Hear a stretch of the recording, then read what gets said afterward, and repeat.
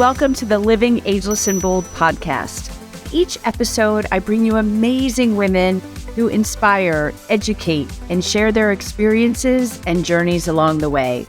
So grab a glass of wine or a cup of coffee, find a cozy spot, and let's relax and have some fun hearing what can be accomplished after 55.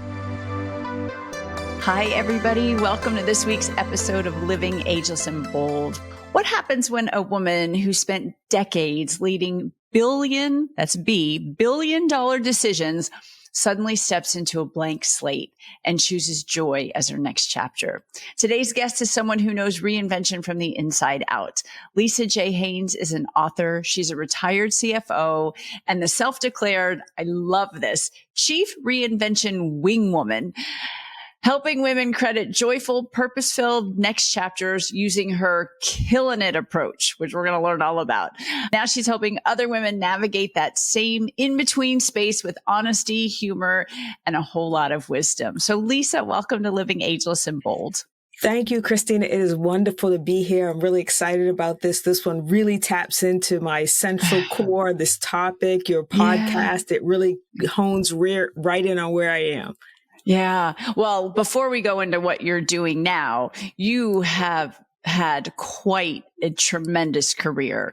So let's talk a little bit about, because I love this, that because we say, some women stayed home with their kids and some women did corporate. And I mean, you did corporate. So let's talk about your career. Go out and brag on yourself a bit before we talk about your reinvention. It's real funny because whenever I think about what I've done, I think to myself, I guess I have done something. As women, we don't celebrate ourselves enough. We don't brag on ourselves, right? So I started my career in public accounting, had a great career there. And fast forward to some years later when I was at John Hancock and decided, I think I want to do some consulting, just a little bit random, but I wanted to try my hand at consulting. So I did that for a few years and then got recruited to Fannie Mae. At the time, I had no idea what Fannie Mae did. And someone's like, oh, they make candy. And so clearly they make candy, but that is not what they were calling me to do. And I spent about 8.5 years at Fannie Mae. And that's where I got the opportunity to work in a very large company with the billions of dollars. It was a great experience. And I left there and went to the Mortgage Bankers Association because it was my first opportunity to be in the C-suite. Really excited about that. Really great experience. And then at some point in that shuffle of becoming the CFO, the diversity, equity, and inclusion became really a big splash. And so I then became CFO and Chief Diversity and Inclusion Officer, which was I learned so much. I have to tell you, I learned so much from that experience and would encourage women to just take that step of doing things that you've never done before. And so I spent 10 years as the CFO, and then one day had a conversation with a transition coach because I was thinking my time at MBA was up. I felt like I had done what I arrived there to do. I had really, made a difference. And she started asking questions about, what do you want to do next? What's your next company look like? What size is the team? What does the company do? And after spending some time, a weekend thinking about it, I realized at this age, I didn't want to start all over again. I did not want to take another job, have to recreate my network, prove yourself all over again, climb your way back to, I call it the JOB.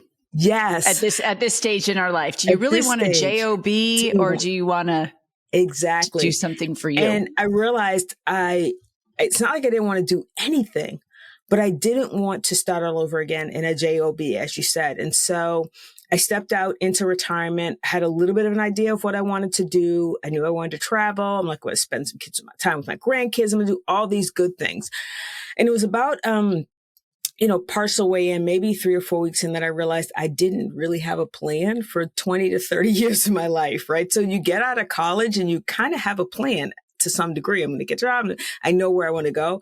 Retirement's almost the same thing. What am I going to do for 20 or 30 years? And so that's when And we have 20 or 30 good years. Yes. It's like we're healthy. They say Forbes said we are the healthiest, wealthiest, and most fit demographic in history. And so we're going to live longer. Right. So you're literally looking at basically college, but with more wisdom and more money. Exactly. So that's a pretty cool opportunity. So I'm always telling women, you're not washed up. You're just getting started. You're just getting started. And you're at, to me, one of the most exciting times, because to your point, you have wisdom and money, two things you did not have in college. You had more energy, but you used that energy for very foolish things. Now you're wise enough to know what you use the energy for and do things that you love, not things in college. You're still doing things other people want you to do. In retirement, I try not to do anything I don't want to do. Now, I know there's obligations, there's some things you have to do, but as a general rule, I always look and say, is that going to bring me joy? Am I going to enjoy doing that? And if I am not, chances are I'm probably going to say no. That's what I say. If you as a person do not bring me joy or the task or whatever, I'm not going to do it because I don't need to do it. There's no point. I got rid of toxic people in my life.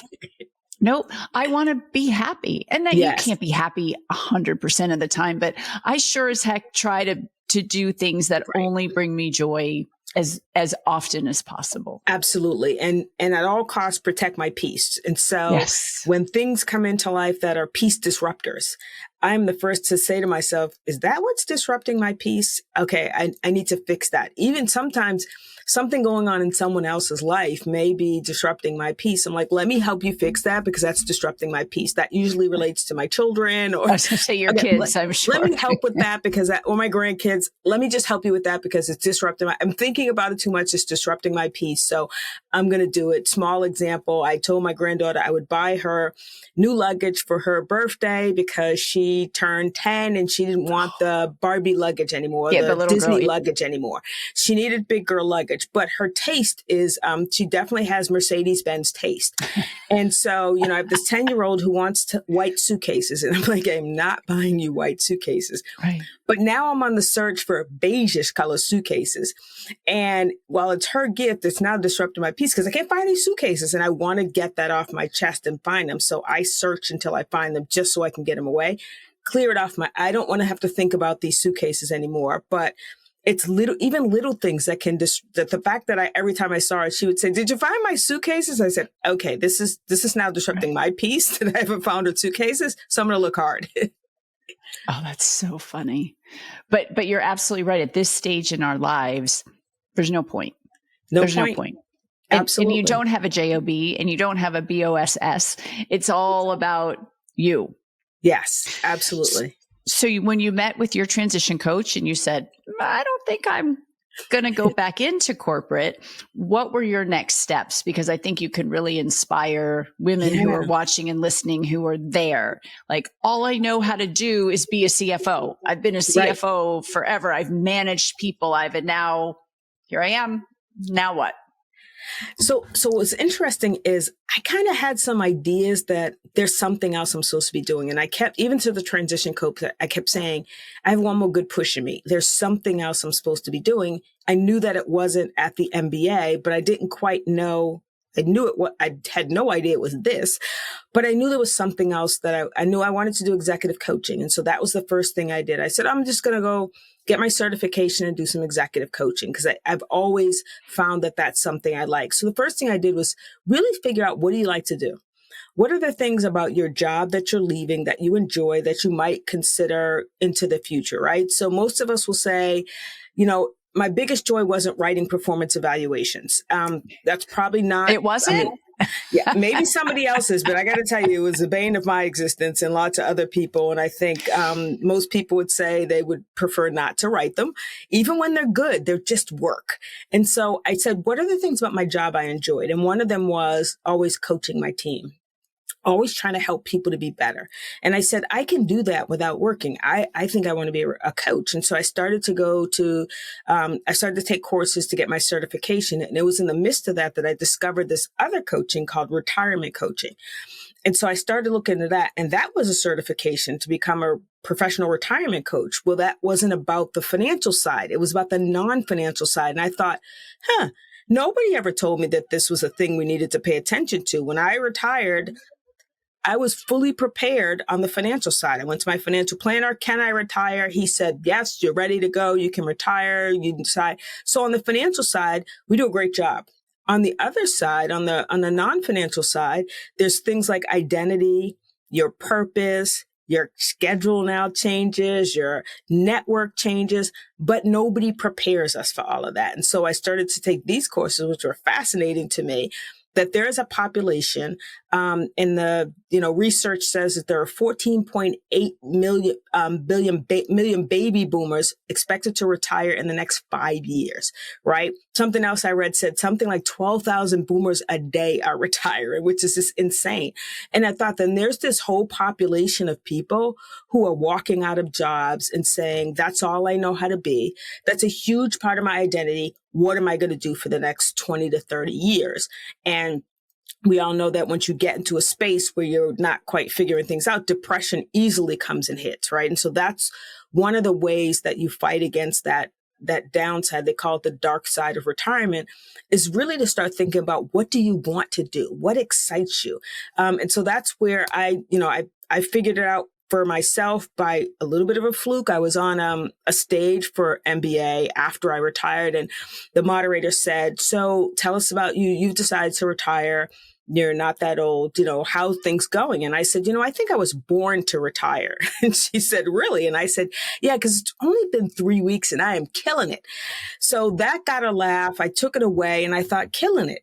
That's what I want my retirement to be, killing it. So I took that and made an acronym and said, I bet other people also want to walk into retirement and think to themselves, I want this to be the next best chapter. I don't want that last chapter where I had a boss and I had to check in and I had to, sign reports and all that. I don't want that to say that, well, that was my last chapter and my best chapter. There's got to be something better than that. Not that work is terrible, but there just has to be something a little bit better than that. Well, you're also working for somebody else. Yes. You're on somebody else's agenda. You're doing reports for other people. Absolutely. Where in retirement, you now have the choice to do what you want to do on your agenda. Absolutely in complete control. Right. My husband retired, and so he was in the construction industry for 35 years. So people are coming to him for consulting type stuff. And he's like, all right. So he's doing proposals at, 10 times higher rate than he ever dreamed he could charge. Cause he's like, if I'm going to do it, I want to get paid for it. And I'm only going to do 10 hours a week. And so far, nobody said no. So he's like, this is kind of a good gig I have going here. Yes. And so for most of us, there's that thing out there, whatever it is. And what I love about what he's doing is he can do it when he wants, how much he wants. He can take clients. He can fire clients. Something that's just harder to do when you're working and you've got a business and a bottom line. And so this idea that you can take your craft, your skill, and make it into something that works for you and that you do on the side of whatever you do in retirement. So, if you decide you're a big golfer, golf. And then when you're not golfing, you've got this little side hustle that you're working on, and it keeps your mind active. It keeps it keeps you thinking. It keeps you network. So all of the things that you had at work, taking some small piece of advantage of those without the stress and pressure that you had at work. That's to me, one of the ideal situations. But I don't want to disrespect that there are some people who don't want to have anything to do with what they just did. No, they just want out. We have another friend, same age. Our neighbors. We've all been neighbors for 25 years. We're great friends. And he retired, and that is all he wants to do. He watches his stock shows. He goes to the gym for 2 hours. He walks the dog for 2 hours. And he is so happy. Yes. And that's because he worked so hard. That's what he wants to do. And he can, because he worked so hard and made the right decision. So he can retire and doesn't have to work anymore. Absolutely. And that's the joy of retirement, is do what makes you happy, right? There's no script. There's no blueprint for how you execute your retirement. For each person, it's different. For some people, they're going to slow way down and speed way up. Others are going to be like me, who just hit the ground, speed up, and then go, what are you doing? And then slow down, because you haven't figured out yet that you don't have to be at that same pace anymore. And for me, it took a little while before I'm like, what is going on? I am tired. And I'm heading into 2026. I retired in September of 2024. I'm now heading into 2026, thinking about what does 26 look like for me, and a list of what I'm not going to do in 2026. In addition to, these are the things I kind of want to do. And the list on what I want to do is so much shorter than it was when I left work. When I left work, I probably had a much longer list of all the things I wanted to do. And I had to stop and say, but is this really what you want for retirement? Or do you just want to do some things, be helpful, make an impact, and enjoy life with no stress? And it was the latter. And I said, so I got to figure out how to build that life. And you did. So you said Killin' It was an acronym. Yes. What does that stand for? So the K stands for keep moving, and that's keep moving physically, mentally, and socially. So can't get stagnant when you retire, whether you're retiring or just transitioning to something new.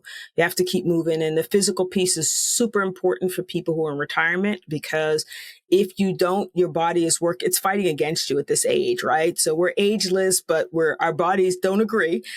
Our bodies are fight. So we need to fight against what our bodies will naturally go into. The I is imagine what's next. And here's the opportunity for people to dream. As kids, we dream big about all the things we're going to do when we grow up, and then we get to be adults and we stop dreaming. I mean, most people I say, what do you imagine is next? Give me your biggest dream. And they're like, I don't know. I don't know when the last time I dreamed was. Like, other than dreams you have at night, I don't know when's the last time I sat down and said, wow, this would be fantastic. So having people imagine what's next. The next is laugh a lot. I think the other thing as adults is we take life very seriously. When you get into, retirement, you've really got to find reasons to laugh. That's where your joy in everyday moments. I think to myself, people get frustrated because they're walking around looking for their cell phone and they're talking on it. That's just funny to me. And when I do it, I just laugh at myself. The other day I'm getting in the car. Yesterday, I'm getting out of the car. I grabbed my wallet out of the ashtray and I have my phone in my hand, but the phone was covering the wallet. I'm now looking for the wallet. And I was like, oh my gosh, the wallet's in my hand, because moving too fast, doing too many things. I had to laugh at myself. I'm like, well, that's pretty funny. You're looking for something that's in your hand, glasses on your head, those things that we I do that all the time. I'm like, that we people are. take very seriously. I'm like, I think it's kind of funny, actually, that I'm looking for glasses that are on my head or on my face, even worse. So just laughing, finding parts of the day to laugh. The second and I think real quick, I think laughter, because if we have younger people listening too, you have to laugh. I mentor students at Virginia Tech. That's where I went. And I've been married 30 years. And, the young women are like, oh, what's the key to this? And I'm like, well, first of all, it's not all great. Like, let me tell you that right now. So if you're not laughing now while you're dating, you probably aren't going to make it. If you have to have something to fall back on, because it is going to get hard and bad. It just is. It's just life. It's the key to life. I think laughter is. I agree. You have to laugh. And there's so many nothing studies. Like a good belly laugh. Yes. I mean, not just a laugh, but the kind where you're almost in tears and it's just so funny to you. You cannot stop laughing. What was the Robin Williams movie, The Doctor, who made, that was his whole thing. His whole platform was literally laughter is the best medicine. It is. And studies show that it's a good medicine. So it's not making this up. The next L is live for legacy. So what we leave our jobs, we leave some kind of legacy at our jobs, good or bad, hopefully good. We leave a legacy at our jobs, but the legacy doesn't stop. So what's the legacy you're leaving? For most of us, it's not going to be $1 million to our kids. I don't know about most people, but I'm going to spend most of mine, right? I'm going to enjoy spending what I earned, and I'm going to teach my kids how to earn their own. That's what we did with our kids. Same thing. I told them I'm going to spend every penny of it.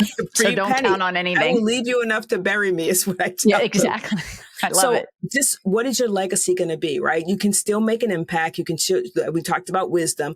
There's still people to share your wisdom with. Your husband's doing it in his proposals because these are people who they're relying on his experience to help them get to the next level. To me, that's sharing your wisdom. And you can get paid for sharing your wisdom. It doesn't have to be free. So there are ways to share your wisdom with others and make it part of a business that you're in. The next I is ignite your passion. And this was where we figure out what is it that brings us joy? What do we do that's such a passion for us that we lose all track of time? And so we all have that thing that you do that helps that we lose track of time. Oh, I don't realize an hour went by because you love doing it. Finding that passion, not just when you're retired, but even before you're retired for younger people. When you find that passion, it's also the exit. So when you need an off ramp because life is getting kind of tough, you find your passion, your off ramp that kind of sets you, allows you to have some purpose. It really sets you back on course when you can find that passion that can help you hit the reset button. The N is for nurture your network. And we talked about this a little bit. Your network changes when you retire. It does. It changes if you change jobs, right? So whatever you're doing, if you're reinventing yourself, your network is going to change. But this is the stage where we create and cultivate meaningful relationship. It is up to us which relationships we cultivate and which relationships we decide are maybe not worth the investment that they were. There are people who you touch base with every day when you're working. Every day. You talk to these people every day. But when you retire, the chances are you're probably never going to talk to some of these people again. And it sounds amazing that you won't, but there are people I haven't talked to in a year since I left the MBA. There are people I haven't talked to. There are some people I still talk to, but it's just a network that you have to work on. Networking in business means a little bit different than it does now, because now you're not networking specifically for a job or specifically for, you're networking for your own sake, for whatever it is you need in this stage of your life. And for your social.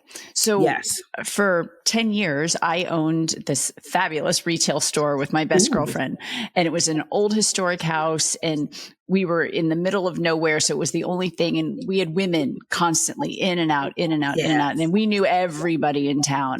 And I got really burned out after 10 years, and I sold the business to Barbara. And the hardest part for me, because we had agreed we were going to kind of rip the Band-Aid off. Like, I wasn't going to come hang out at the store. She needed to now run the store by herself. Right. Which we're still great friends. That was so hard for me. Yeah. I did realize that was my social life. That, the kids were at school, we worked at the store, and 8 hours a day, I was talking to women all day long. Right. And then all of a sudden I was home. Right. And now I do a podcast. I talk to women all day long. And now you talk to women all day long, which kind of set you up a little bit, because now you know what you love, which is you love talking to women. And so by doing the dress shop and connecting, you didn't let that go. You said, I'm going to take that into another venue. I'm going to take that into another space. And now you get to do the same thing that you love, just in a different, in a different way. And you still get to impact lives. Shopping is therapy. And so is this. Yes. Definitely. Absolutely.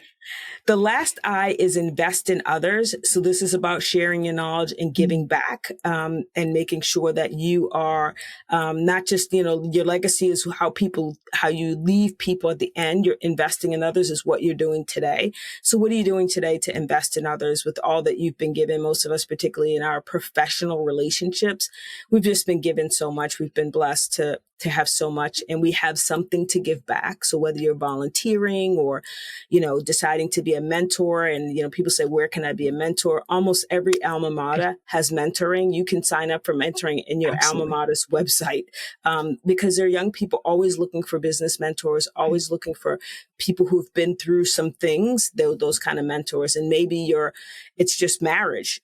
We all know marriage mentors are important. So you can always do mentoring. I've been mentoring students at Virginia Tech for over 15 years. I have a call tomorrow.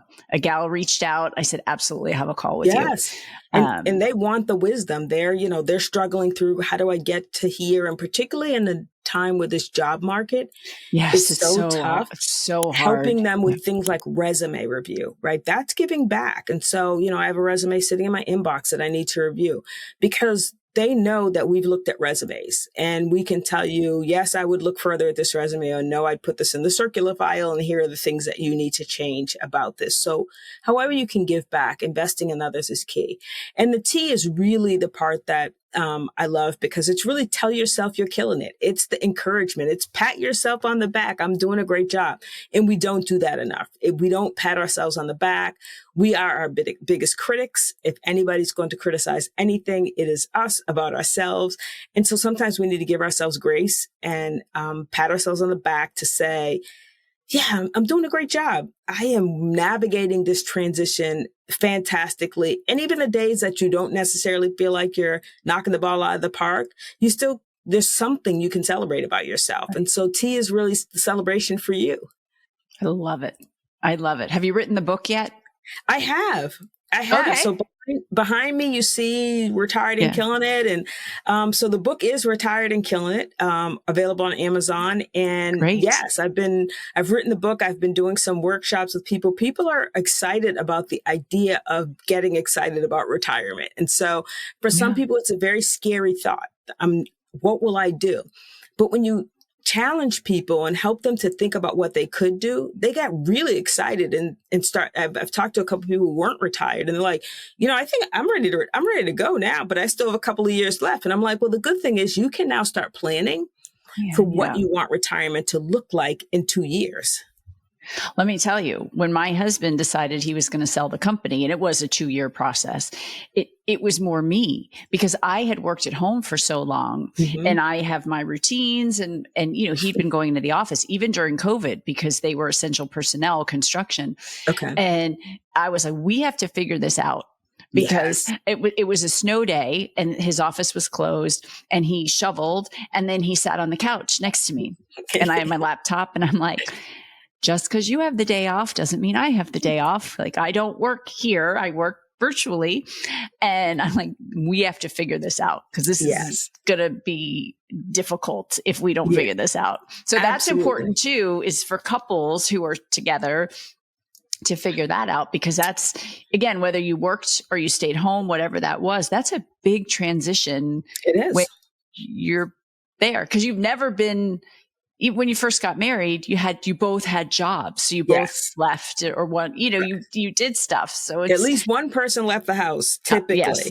And for some people, the other thing is that what retirement looks like to us is different. So for one person, it may be the person who says, I want to walk the dog like your friend, and I want to go to the gym. And the other person says, I want to be out and about, and I want us to travel, once a quarter. So retirement may look very different. And it's important for couples that they start talking about, what does retirement look like for us?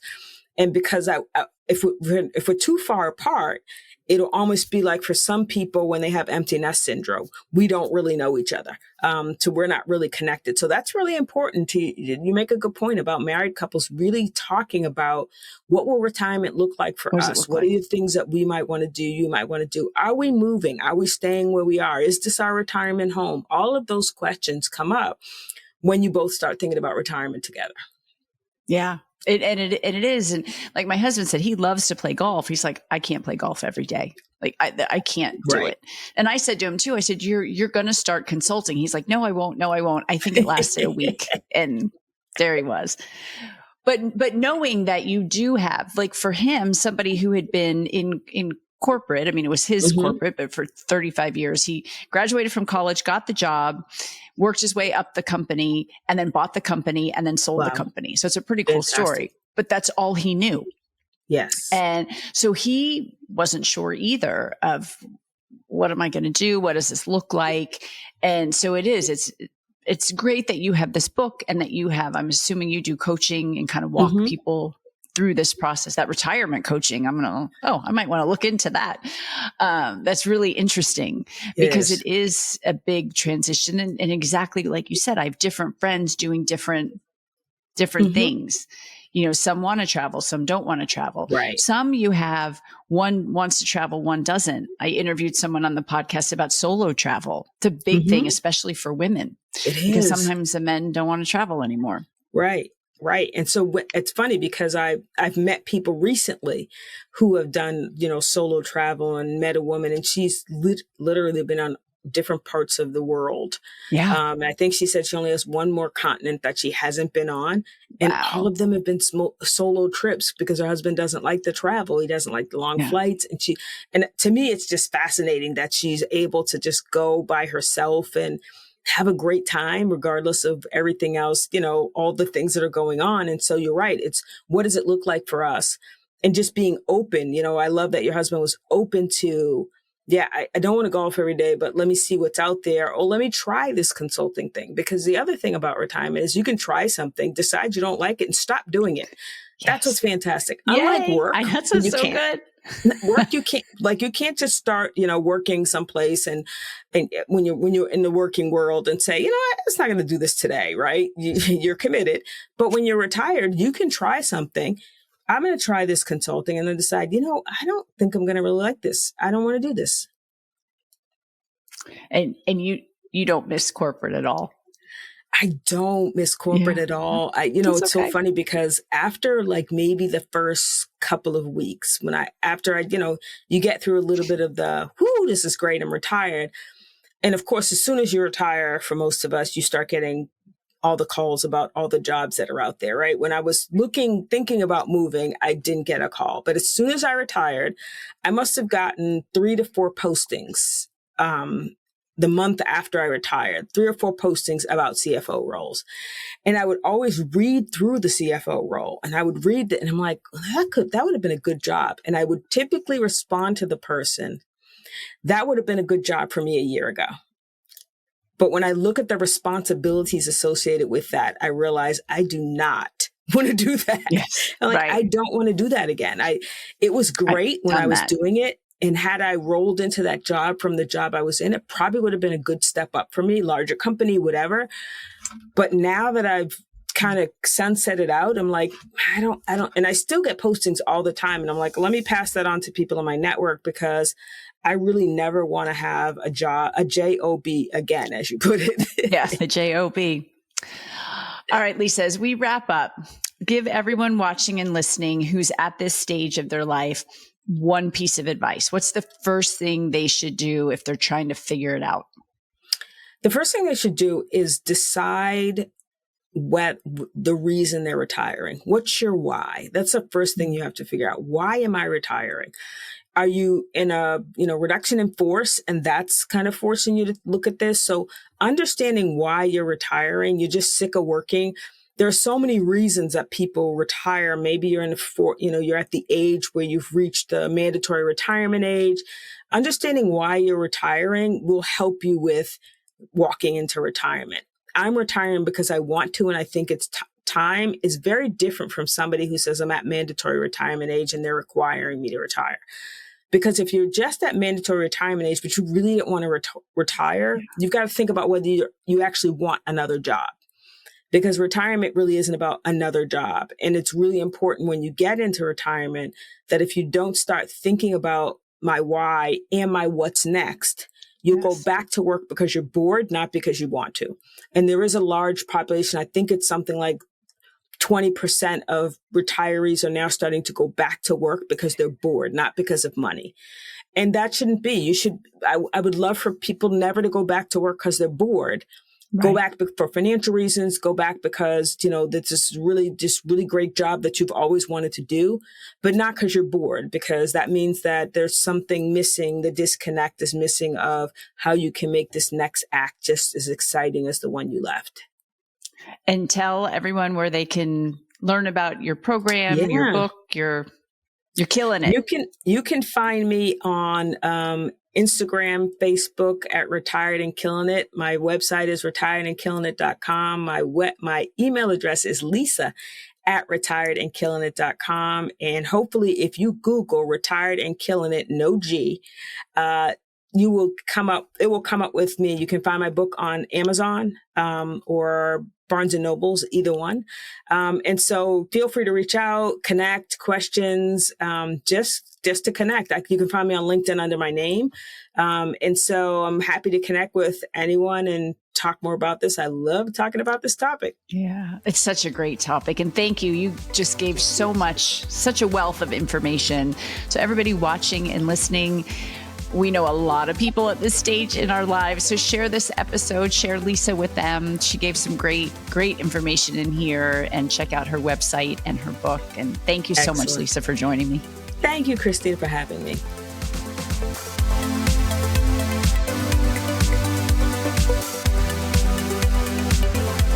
Thank you for listening or for watching this episode of Living Ageless and Bold.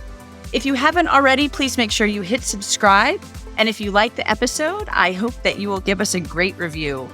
You can also head over to livingagelessandbold.com and sign up for information, inspiration, and exclusive opportunities for us, women over 55. Thanks for listening. And remember, no matter what you do, keep living ageless and bold.